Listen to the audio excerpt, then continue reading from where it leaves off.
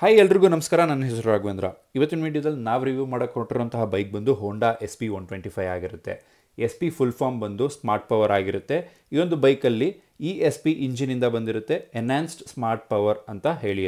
ಇದೊಂದು daily commuter bike ಆಗಿರುತ್ತೆ.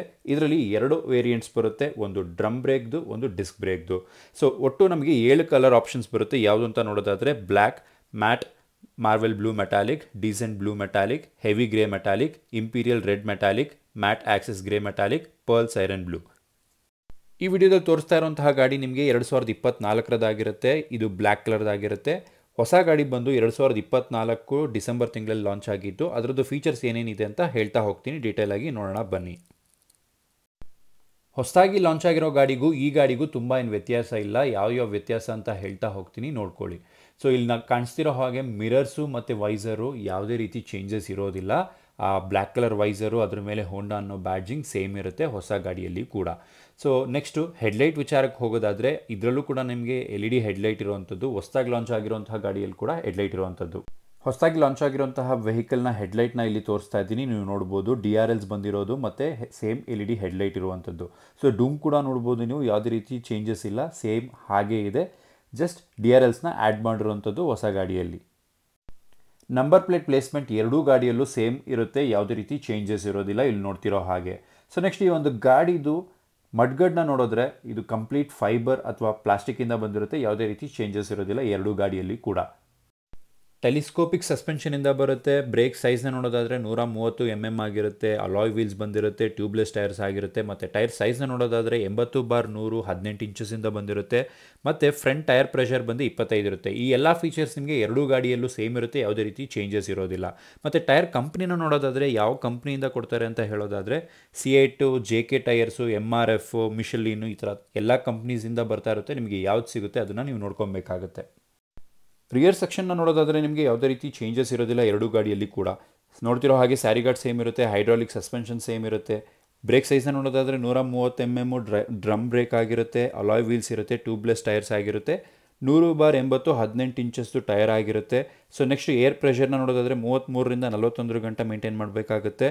Next ಇದ್ರದ್ದು ಚೈನ್ ಸ್ಪ್ರಾಕೆಟ್ದು ಕವರ್ನ ನೋಡಿದ್ರೆ ನಿಮಗೆ ಎಷ್ಟು ಚೆನ್ನಾಗಿ ಕವರ್ ಆಗಿದೆ ಅಂತ ಹೇಳಿದ್ರೆ ಸೇಮ್ ಇದು ಕೂಡ ನಿಮಗೆ 2025 ಗಾಡಿಯಲ್ಲೂ ಕೂಡ ಹಾಗೆ ಇರುತ್ತೆ, ಯಾವುದೇ ರೀತಿ ಚೇಂಜಸ್ ಇರೋದಿಲ್ಲ. ಈ ಬೈಕ್ನ ಮೇನ್ ಪಾರ್ಟ್ ಆಗಿರುವಂತಹ ಇಂಜಿನ್ ಸ್ಪೆಸಿಫಿಕೇಷನ್ಸ್ನ ನೋಡೋದಾದರೆ ಯಾವುದೇ ರೀತಿ ಚೇಂಜಸ್ ಇರೋದಿಲ್ಲ. 2024 ಮತ್ತು 2025 ಗಾಡಿಯಲ್ಲಿ ಸೇಮ್ ಇರುತ್ತೆ, ಯಾವುದೇ ರೀತಿ ಬದಲಾವಣೆಗಳಾಗಿರೋದಿಲ್ಲ. ಇನ್ನು ಇಂಜಿನ್ ಸ್ಪೆಸಿಫಿಕೇಷನ್ಸ್ನ ನೋಡೋದಾದರೆ 125cc single cylinder air cooled engine fuel ಇಂಜೆಕ್ಷನಿಂದ ಆಗಿರುತ್ತೆ. ಮತ್ತು ಇದರದ್ದು BHP ನೋಡೋದಾದರೆ 10.59 at 7500 RPM ಇಂದ ಬಂದಿರುತ್ತೆ.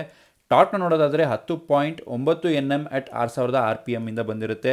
ಈ ಒಂದು ಬೈಕಿಗೆ ಕಿಕ್ಕರ್ ಮತ್ತು ಸೆಲ್ಫ್ ಸ್ಟಾರ್ಟ್ ಎರಡೂ ಬಂದಿರುವಂಥದ್ದು. ಇದು 5 ಗೇರ್ ಬಾಕ್ಸ್ ಆಗಿರುತ್ತೆ, ಒಂದು ಕೆಳಗಡೆಗಾದರೆ ಮಿಕ್ಕಿದ 4 ಮೇಲ್ಗಡೆಗಾಗಿರುತ್ತೆ. ಫ್ಯೂಯಲ್ ಟ್ಯಾಂಕ್ ಕೆಪಾಸಿಟಿನ ನೋಡಿದ್ರೆ 11 ಲೀಟರ್ ಆಗಿರುತ್ತೆ. ರಿಸರ್ವ್ ಕೆಪಾಸಿಟಿ ಬಂದು 1.5 ಲೀಟರ್ ಆಗಿರುತ್ತೆ. ಮತ್ತು ಆಯಿಲ್ ಚೇಂಜ್ ಮಾಡಬೇಕಿದ್ರೆ ಇದರದ್ದು 1 ಲೀಟರ್ ಆಯಿಲ್ ಕೆಪಾಸಿಟಿ ಆಗಿರುತ್ತೆ. ನೆಕ್ಸ್ಟ್ ಈ ಒಂದು ಬೈಕಿಗೆ ನಮಗೆ ಸ್ಟ್ಯಾಂಡರ್ಡ್ ವ್ಯಾರಂಟಿ ಅಂತ 3 ವರ್ಷ ವಾರಂಟಿ ಕೊಡ್ತಿದ್ದಾರೆ. ಮತ್ತು 42,000 ಕಿಲೋಮೀಟ್ರಿಗೆ ವಾರಂಟಿ ಕೊಡ್ತಿರುವಂಥದ್ದು ಕಂಪ್ನಿ ಕಡೆಯಿಂದ. ಎರಡು ಮಾಡೆಲ್ನ ಮೇಜರ್ ಡಿಫರೆನ್ಸ್ ಅಥವಾ ತುಂಬ ವ್ಯತ್ಯಾಸ ಇರುವಂತಹ ಪಾರ್ಟ್ ಅಂತ ಹೇಳೋದಾದರೆ ಅದು ಇನ್ಸ್ಟ್ರೂಮೆಂಟಲ್ ಕನ್ಸೋಲ್ ಆಗಿರುತ್ತೆ. ಇಲ್ಲಿ ನೀವೇನು ನೋಡ್ತಿದ್ದೀರಾ ಈ ಒಂದು ಡಿಜಿಟಲ್ ಇನ್ಸ್ಟ್ರೂಮೆಂಟಲ್ ಕನ್ಸೋಲು ಬೇಸಿಕ್ ಆಗಿದ್ದಿದ್ದು 2024 ವೇರಿಯಂಟ್ ಗಂಟ. ಈಗ ಇದನ್ನು ಕಂಪ್ಲೀಟಾಗಿ ಚೇಂಜ್ ಮಾಡಿರ್ತಾರೆ. ಅದು ಯಾವ ರೀತಿ ಇರುತ್ತೆ ಅಂತ ಹೇಳೋದಾದರೆ ಇಲ್ಲಿ ನೋಡ್ತಿರೋ ಹಾಗೆ ನಿಮಗೆ ಕಂಪ್ಲೀಟಾಗಿ 4.2 ಇಂಚಸ್ TFT ಡಿಸ್ಪ್ಲೇಯಿಂದ ಬಂದಿರುವಂಥದ್ದು. ಇದರಲ್ಲಿ ನಿಮಗೆ RPM ಮೀಟ್ರ್ ಕೂಡ ಬರುವಂಥದ್ದು.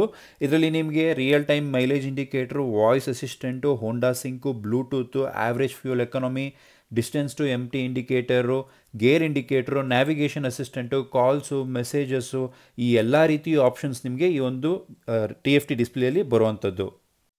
ಈ ಒಂದು TFT ಡಿಸ್ಪ್ಲೇ ಕಂಪ್ಲೀಟ್ ಚೇಂಜ್ ಅಥವಾ ಮೇಜರ್ ಚೇಂಜ್ ಅಂತಲೇ ಹೇಳ್ಬೋದು SP125 ಬೈಕ್ನಲ್ಲಿ. ಮತ್ತು ಈ ಒಂದು ಬೈಕ್ನ ಕೀ ಆನ್ ಮಾಡಿದ ತಕ್ಷಣ ನಮಗೆ ಹೋಂಡಾ ಅನ್ನೋ ಬ್ಯಾಡ್ಜಿಂಗ್ ಲೋಗೋ ಬರುವಂಥದ್ದು ಈ ಒಂದು TFT ಡಿಸ್ಪ್ಲೇಲಿ ತುಂಬಾ ಚೆನ್ನಾಗಿದೆ ಅಂತಲೇ ಹೇಳ್ಬೋದು. SP125 ಒಂದು ಡೈಲಿ ಕಮ್ಯೂಟರ್ ಬೈಕ್ ಆಗಿದ್ರೂ ಸಹ ಅದರಲ್ಲೂ ಕೂಡ ತುಂಬಾ ಜನ ಲಾಂಗ್ ರೈಡ್ ಹೋಗ್ತಿದ್ರು. ಸೊ ಆವಾಗ ಅವರಿಗೆ ಬೇಕಾಗಿದ್ದಂತಹ ಒಂದೇ ಒಂದು ಇಂಪಾರ್ಟೆಂಟ್ ಅಂಶ ಏನು ಅಂತ ಹೇಳೋದಾದರೆ ಚಾರ್ಜಿಂಗ್ ಸಾಕೆಟ್. ಅದು ಈಗ ಈ ಒಂದು ಬೈಕಲ್ಲಿ ಬಂದಿರುವಂಥದ್ದು C-ಟೈಪ್ ಚಾರ್ಜಿಂಗ್ ಸಾಕೆಟ್ ಕೊಟ್ಟಿರುವಂಥದ್ದು ಈ ಒಂದು ಬೈಕಲ್ಲಿ. ಈ ಒಂದು ಬೈಕ್ನ ಇನ್ನೊಂದು ಮೇಜರ್ ಚೇಂಜಸ್ನ ನೋಡೋದಾದರೆ ಇಲ್ಲಿ ನೋಡ್ತಿರುವಂಥ ಟೈಲ್ಯಾಂಪ್ ಬಂದು ನಿಮಗೆ ಹಳೆ ಬೈಕಲ್ಲಿ ಬರ್ತಿದ್ದಂಥದ್ದು. ಈಗ ಬರ್ತಿರುವಂತಹ ಟೈಲ್ಯಾಂಪ್ ನಿಮಗೆ ಕಂಪ್ಲೀಟಾಗಿ ಚೇಂಜ್ ಆಗಿರುವಂಥದ್ದು. ಅದು ಯಾವ ರೀತಿ ಇರುತ್ತೆ ಅಂತ ನೋಡೋದಾದರೆ ಒಂದು ಎಮ್ ಆಕಾರದಲ್ಲಿ ನಿಮಗೆ ಇಲ್ಲಿ ಕಾಣಿಸುವಂಥದ್ದು. ಇದು ನಿಮಗೆ ಕಂಪ್ಲೀಟ್ LED ಲೈಟ್ಸಿಂದ ಬಂದಿರುವಂಥದ್ದು, ಯಾವುದೇ ರೀತಿ ಹಾಲೋಜಿನ್ ಬಲ್ಬ್ಸ್ ಬಂದಿರೋದಿಲ್ಲ ಈ ಒಂದು ಲೈಟ್ ಸೆಕ್ಷನ್ನಲ್ಲಿ. ಸೊ ತುಂಬಾ ಚೆನ್ನಾಗಿರುತ್ತೆ ಅಂತಲೇ ಹೇಳ್ಬೋದು, ನೀವು ನೋಡ್ತಿರ್ಬೋದು. ಈ ಒಂದು ಬೈಕ್ನ ಹೈಟ್ ವೆಯ್ಟಲ್ಲಿ ನಮಗೆ ಯಾವುದೇ ರೀತಿ ಚೇಂಜಸ್ ಇರೋದಿಲ್ಲ. ಟೋಟಲ್ ವೆಯ್ಟ್ನ ನೋಡೋದಾದರೆ 116 kgಯಿಂದ ಬಂದಿರುತ್ತೆ. ಸೀಟ್ ಹೈಟ್ನ ನೋಡೋದಾದರೆ 790 mm ಆಗಿರುತ್ತೆ. ಗ್ರೌಂಡ್ ಕ್ಲಿಯರೆನ್ಸ್ನ ನೋಡೋದಾದರೆ 160 mm ಇಂದ ಬಂದಿರುತ್ತೆ. ಸೈಲೆನ್ಸರಲ್ಲಿ ಯಾವುದೇ ರೀತಿ ಚೇಂಜಸ್ ಇರೋದಿಲ್ಲ, ಸೇಮ್ ಪ್ಲೇಸ್ಮೆಂಟಲ್ಲಿ ಆಗಿರುತ್ತೆ. ಇದು ಒಂದು ಬೈಕ್ನ ಎಕ್ಸಾಸ್ಟ್ ನೋಡ್ಕೊಂಡು ಬರೋಣ ಬನ್ನಿ.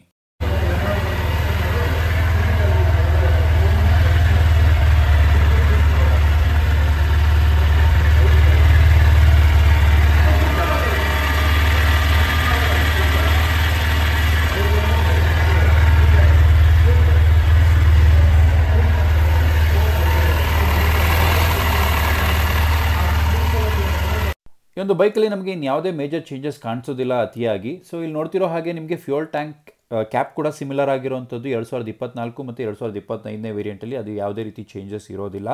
ಸೊ ನೆಕ್ಸ್ಟ್ ಈ ಒಂದು ಬೈಕ್ನ ಡಿಸೈನ್ಸು ಅಥವಾ ಗ್ರಾಫಿಕ್ಸ್ ವಿಚಾರದಲ್ಲಿ ಬಂತು ಅಂತ ಹೇಳಿದ್ರೆ ಚೇಂಜಸ್ ಸ್ವಲ್ಪನೇ ಮಟ್ಟಿಗೆ ಇರುತ್ತೆ.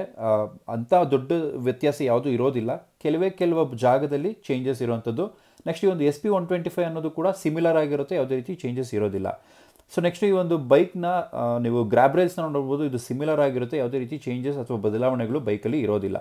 ಸೊ ಸಿಂಗಲ್ ಸೀಟ್ ಕೂಡ ಅಷ್ಟೇ ನಿಮಗೆ ಸಿಮಿಲರ್ ಆಗಿ ಬರುವಂಥದ್ದು, ಯಾವುದೇ ರೀತಿ ಬದಲಾವಣೆ ಆಗಿರೋದಿಲ್ಲ, ತುಂಬಾ ಕಂಫರ್ಟಬಲ್ ಆಗಿರುತ್ತೆ, ಯಾವುದೇ ರೀತಿ ಚೇಂಜಸ್ ಇರೋದಿಲ್ಲ. ಇನ್ನು ಈ ಒಂದು ಬೈಕ್ನ ಟಾಪ್ ಸ್ಪೀಡ್ ಅಥವಾ ಮೈಲೇಜ್ ವಿಚಾರಕ್ಕೆ ಬಂತು ಅಂತ ಹೇಳಿದ್ರೆ ಯಾವುದೇ ರೀತಿ ಬದಲಾವಣೆಗಳಿರೋದಿಲ್ಲ. ಯಾಕಂತ ಹೇಳಿದ್ರೆ ಇಂಜಿನ್ ಸ್ಪೆಸಿಫಿಕೇಷನ್ ಸಿಮಿಲರ್ ಆಗಿರುತ್ತೆ ಮತ್ತು ವೆಯ್ಟ್ ಕೂಡ ಸಿಮಿಲರ್ ಆಗಿರೋದ್ರಿಂದ. ಇನ್ನೊಂದು ಬೈಕ್ನ ಟಾಪ್ ಸ್ಪೀಡ್ನ ನೋಡೋದಾದರೆ ಕಂಪ್ನಿ ರಿವ್ಯೂ ಬಂದಿರೋದು ನಮಗೆ 102 km/h ಆಗಿರುತ್ತೆ. ಓನರ್ ರಿವ್ಯೂನ ನೋಡೋದಾದರೆ 115 km/h ಆಗಿರುತ್ತೆ.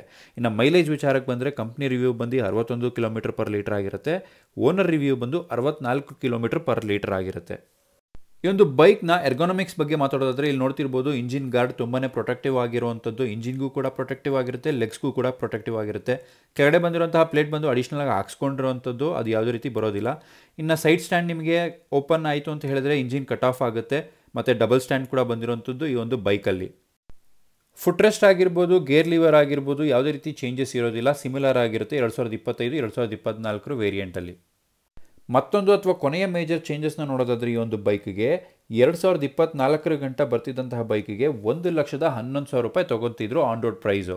ಆದರೆ ಇವಾಗ ಬರುವಂತಹ ಡಿಸ್ಕ್ ವೇರಿಯಂಟ್ ಬೈಕಿಗೆ 1,26,856 ರೂಪಾಯಿ. ಅಂದರೆ ಆಲ್ಮೋಸ್ಟ್ ನಿಮಗೆ 10,000ದಿಂದ 11,000 ರೂಪಾಯಿ ಡಿಫ್ರೆನ್ಸ್ ನೋಡ್ಬೋದು ಈ ಒಂದು ಬೈಕಿಗೆ. ಮತ್ತು ಇವಾಗ ಬರುವಂತಹ ಡ್ರಮ್ ವೇರಿಯಂಟ್ ಬೈಕ್ನ ಪ್ರೈಸ್ನ ನೋಡೋದಾದರೆ ಆನ್ ರೋಡ್ ಪ್ರೈಸ್ ನಿಮಗೆ 1,11,142 ರೂಪಾಯಿ. ನಿಮಗೆ ಎಕ್ಸ್-ಶೋರೂಮ್ ಪ್ರೈಸು 91,771 ರೂಪಾಯಿ ಆಗಿರುತ್ತೆ. RTO ಪ್ರೈಸ್ ಬಂದು 12,513 ರೂಪಾಯಿ ಆಗಿರುತ್ತೆ. ಮತ್ತು ಇನ್ಶೂರೆನ್ಸು ಅದರ್ಸ್ ಅಂತ ಹೇಳಿ ನಿಮಗೆ 6,358 ಪ್ಲಸ್ 500 ರೂಪಾಯಿ. ಸೊ ಎಲ್ಲ ಸೇರಿಸಿದ್ರೆ ನಿಮಗೆ 1,11,142 ರೂಪಾಯಿ ಆಗುತ್ತೆ. ಈ ಒಂದು ಪ್ರೈಸು ಡ್ರಮ್ ವೇರಿಯಂಟ್ಗಾಗಿರುತ್ತೆ.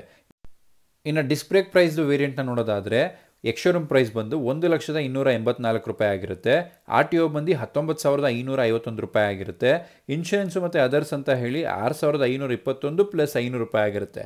ಅಲ್ಲಿಗೆ 1,26,856 ರೂಪಾಯಿ, ಅಲ್ಲಿಗೆ 1,27,000 ರೂಪಾಯಿ ರೌಂಡ್ ಆಫ್ ಮಾಡ್ಕೊಬೋದು ನಾವು.